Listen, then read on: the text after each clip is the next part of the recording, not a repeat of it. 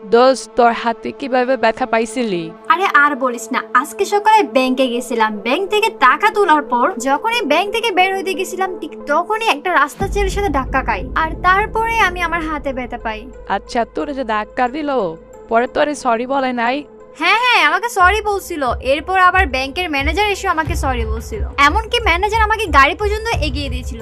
আর আমার মনে হয় আমি যাওয়ার পর ওই রাস্তার ছেলেকে গাড় ধাক্কা দিয়ে বের করে দিছিল। দোস্ত, রোশনি আর রোশনির বয়ফ্রেন্ড ও তার বন্ধুরা কখন আসবো রে? আমরা কখন থেকে বসে আছি, ওদের আসার কোনো নামই নাই। আসবে আসবে, আমি তো একটু আগে ফোন দিলাম, রোশনি বলল কাছাকাছি চলে আসছে। দোস্ত, আমার কিন্তু রোশনির বয়ফ্রেন্ড অমিত রে অনেক ভালো লাগে। অমিত যদি রোশনির বয়ফ্রেন্ড না হইয়া আমার বয়ফ্রেন্ড হইতো, কতই না ভালো হইতো। কি উল্টা পাল্টা বলতেছিস? রোশনি আমাদের বান্ধবী হয় না? আর বান্ধবী হয়ে বান্ধবীর বয়ফ্রেন্ডের উপর নজর দেশ? আর আমি তো ওয়েট করতেছি রোশনির বয়ফ্রেন্ড অমিতের বন্ধুদের জন্য।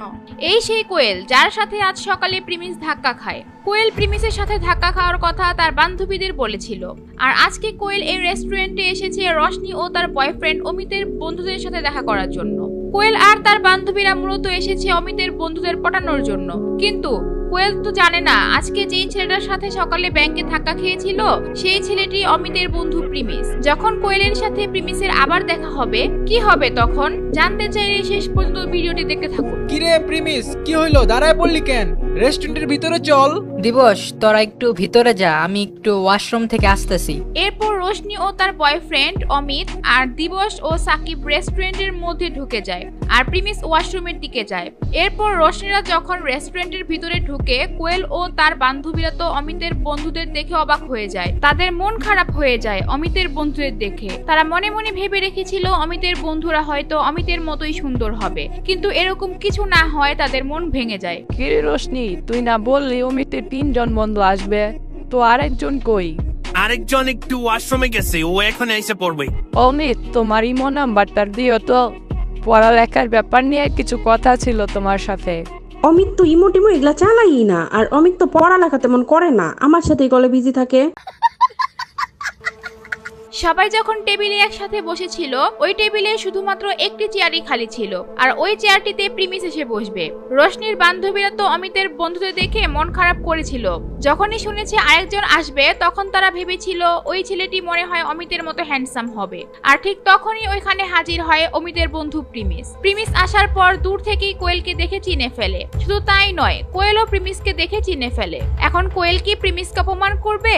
আর প্রিমিস কি তা সহ্য করে নেবে, নাকি সেও তার পাওয়ার দেখিয়ে দিবে? কিরে প্রিমিস, তুই তো এখানে দাঁড়িয়ে থাকবি নাকি এখানে এসে বসবি? ওয়েট, আমি আসতেছি। এরপর প্রিমিস টেবিলে গিয়ে কোয়েলের পাশে বসে। প্রিমিসকে দেখে তো কোয়েলের বান্ধবীদের আরো মন খারাপ হয়ে যায়।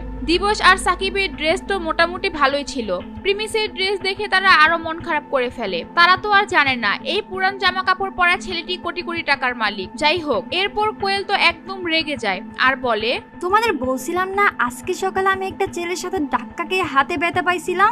সেই ছেলেটা আর কেউ না, এই প্রিমিস। এটা শুনে তো সবাই অবাক হয়ে যায়। আর প্রিমিস মাথা নিচু করে মন খারাপ করে বসে থাকে, সে কোনো কথাই বলে না।